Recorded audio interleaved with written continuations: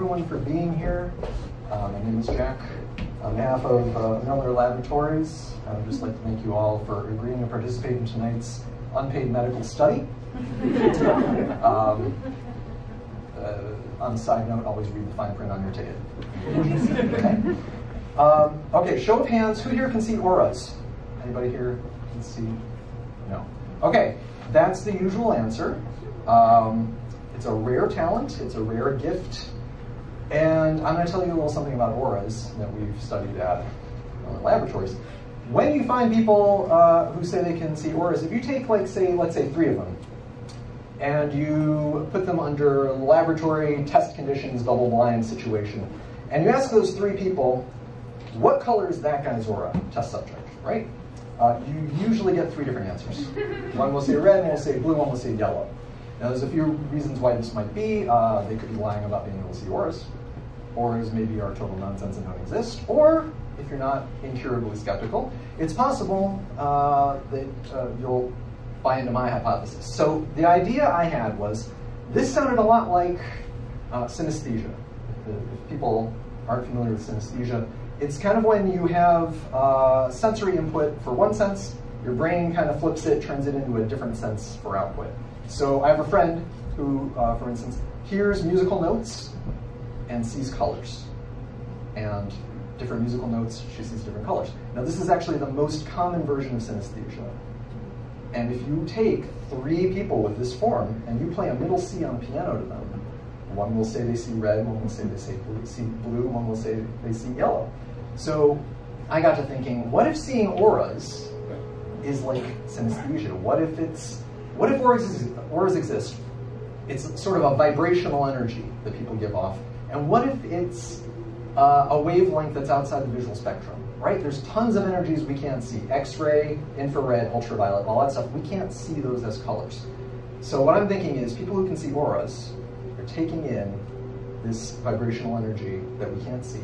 Their brains are doing a little flip-flop and translating it into a visual color. And that might explain why different people are seeing different colors for the same person. So we at Miller Laboratories said, hey, let's turn this into something chemical and consistent. What if we made a spectrochromatic pigment, right? You spray it on some glass, you stick a white back on it, you put a little shielding, hey presto, you have a film plate that can take a picture of an aura. And it's going to be the same color scheme for specific vibrational frequencies. So, you're asking why am I bringing this up here tonight? Well, you know, it is Boston Magic Lab. This is a little more lab than magic. But also, I have my own little synesthetic quirk, which is sometimes my sense of touch picks up on these vibrational frequencies. And I interpret them as textures. All of this means we're going to use this to do a dumb card trick. That's what we do. All right, I'm going to need a whole lot of help because I'm going to need 3 chances to find a card. We're not counting on 1 chance. So I'm going to need 3 people who are willing to select a card, hold it for a while, put it back in the deck. I'm going to make sure you don't touch any other cards because I don't want any crosstalk. I'm going to need a 4th person who's just going to shuffle the cards. Okay? I'm going to try to work mostly with people in the front row, probably people I haven't met before, just because people are going to say that was set up. But, you know, if we have to do that, we can do that. Hi, Baron. All right, so we're also going to be taking pictures of those people's auras. Okay, but first, I'm really bad with names, so if anybody's willing to select a card and help me with this, especially in the front row, right here. Okay, what's your name, please? Tom. Tom? All right. I'm going to write these down because, as I say, I'm really bad with names. Ask anybody, like my girlfriend. All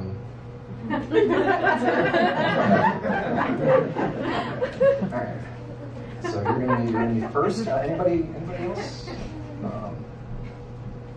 Right here? Are you willing to help? Or?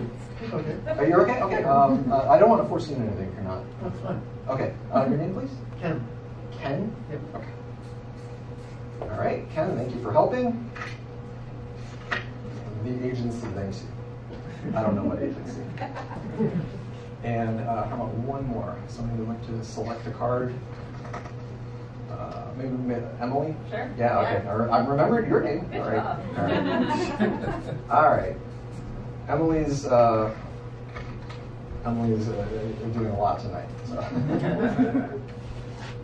All right. So we got some labels up here. And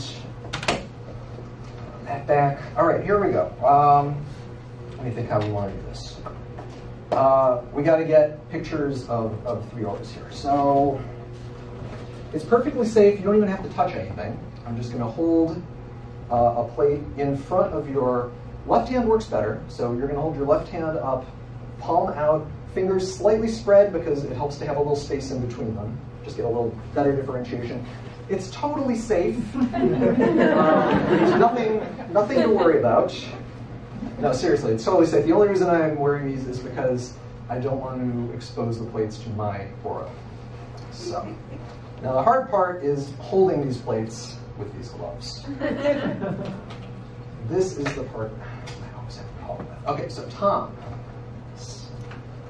left hand up, please. Left hand. Is that where we go? Okay, just about really. Okay, that's probably enough. All right. Pop that over here. Look at me with a wireless mic. I didn't even think mics were going to be a thing. This is great. I'm so excited. I was like, I know I'm going to have to run around. Ken, okay. It's left hand extended. Okay, great. Thank you. Just right about there. That's probably good enough. Thank you. Appreciate that.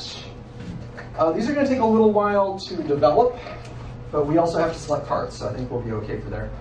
We have one more. Emily, yes. Okay. Left hand, please. Thank you. That's good.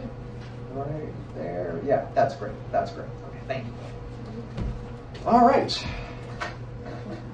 We will let these do their thing. I get to take the gloves off. And the goggles. I mean, the goggles were just to make me look cool. So it's fine. It's fine.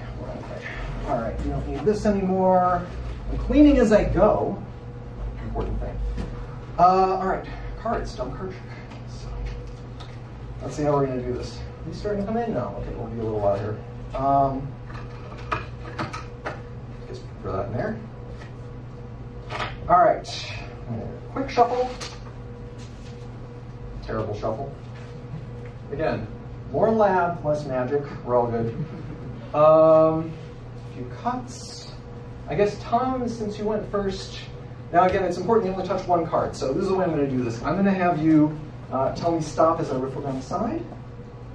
Stop. Okay, right there. Okay, I'm going to thumb this card off to you so you take that one. Don't show it to me. You can show it to people around you, but make sure I don't see it. You can take the next one, please. And you can take the next one. And yeah, please don't let me see them, but make sure you remember your own card. Then I want you to do this. You're going to take the card, put it on your palm, put the other hand on top. And just for about 10 seconds, because we're going to need to get your frequencies, your vibrational frequencies, your aura, into that card. Okay, we're going to want that to seep in. I think that's pretty good. The way I'm gonna, I haven't really thought this through. All right, I'm going to flip like that, and you can just stick the card back in so that you don't have to touch any other cards. All right, that's great.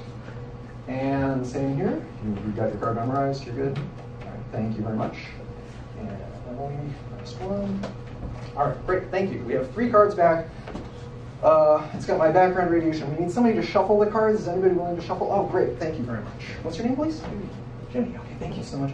Just a quick shuffle, mix them up. Now, it's okay that Jimmy's touching the cards because he's touching all the cards. So he's sort of giving a little background radiation to all of them, but I'll still be able to differentiate between our 3 volunteers, in theory, right? Thank you very much, sir. All right.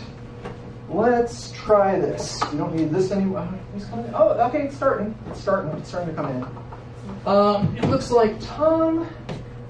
And it looks like kind of a reddish orange. All right. We're just starting to get in there. All right. This might. We might have to wait a little while. Who wants to hear a story about a duck going into a bar? No, we're gonna see how. Oh, okay. No. We're starting to get it here. It's starting to come in. This is a technology in its infancy, ladies and gentlemen. So it looks like Ken might be sort of a light blue, kind of a sort of a teal.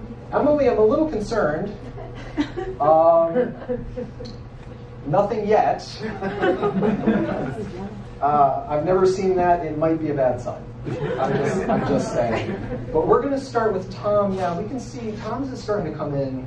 That's definitely sort of like a reddish orange. Okay, so I mentioned I have this sort of synesthetic touch thing.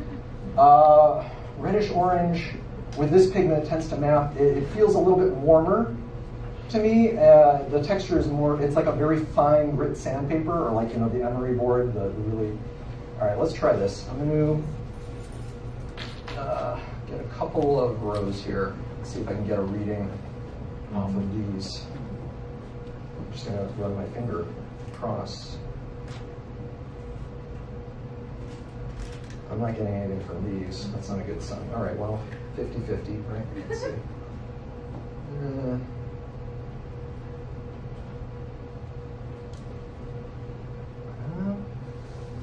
I'm not getting anything. I'm not getting anything. Let's try that again.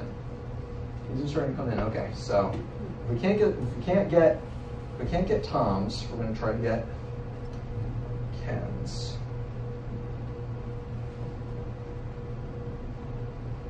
No. It's interesting. I'm not getting a feeling from this. Let's try.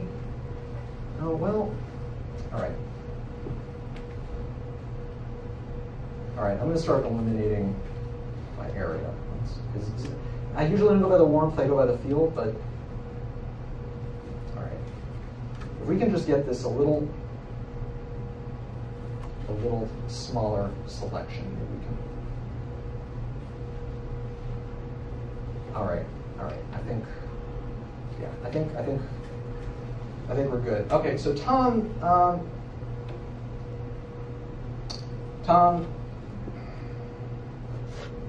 could you tell me what your card was?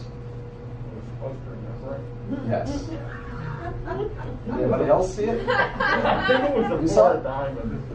It's a 5 of hearts. This is why me taking so long is not a good idea. But thank you for saving me that.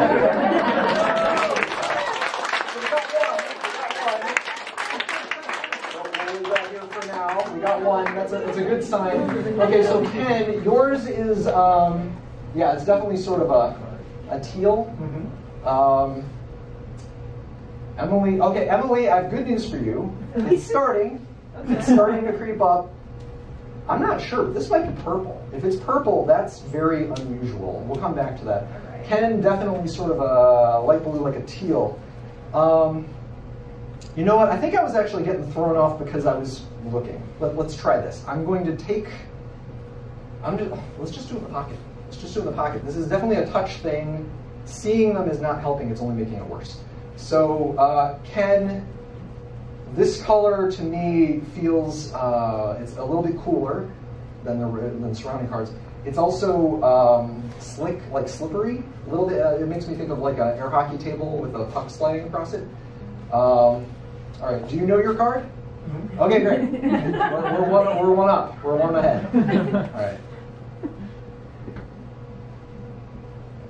All right. I'm gonna say this. What was your card? What's 3 diamonds? 3 of diamonds. Yeah. 3 of diamonds. Okay. So there. All right, Emily. Yes, excellent news. This is coming in. It's a purple. It's definitely a purple. This is very unusual. The frequency of your aura is sort of at the top edge of where we can measure it, which I think is why it was coming in that late. Here's the thing. Well, for me, this color translates into sort of like a tingle. Have you ever licked a 9-volt battery? Yeah, everybody has, right? Everybody. It's a little like that, but tamped way down. It's tamped way down. It's like very, very subtle. But I mean, again, with synesthesia, it's different for everybody. But anecdotally, I haven't run the studies. Anecdotally, I think you might actually be able to do this yourself. So I've got the deck in here. I'm going to ask that you reach in And you're reaching in a lot of pockets tonight. Okay, I'm sorry. I didn't know it was going to be a thing. Reach in. A lot of times magicians do this. They try to get you to take the first card or the last card. Take your time, feel through. I don't know how it will feel different, but try to take a card that feels different to you. Am I going to get shocked? I can't guarantee one way or the other. When you settle on one card, make sure it's a single card, and then just lift it straight up so that we don't see it. All right. How you doing, Baron? This makes me nervous. This makes you nervous. Okay. All right. You got one that feels right? Okay. All right. So this one, Emily took herself. Now, Emily's a purple, so this will be more data for me. Emily, what was the card that you selected? 9 of clubs. 9 of clubs. Folks.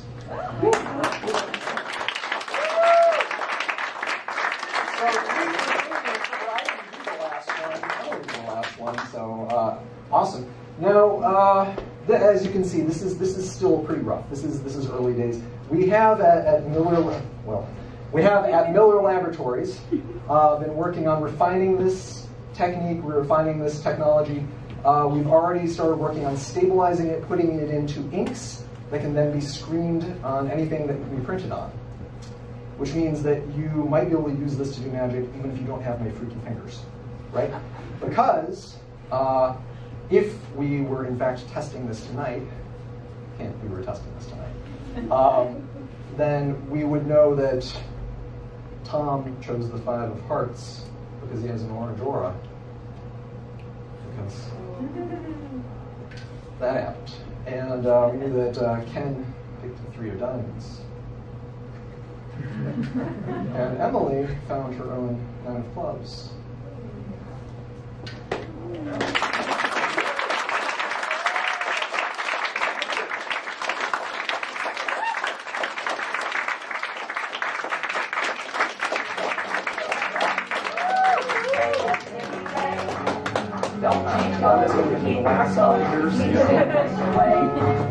Don't change color, keep your color.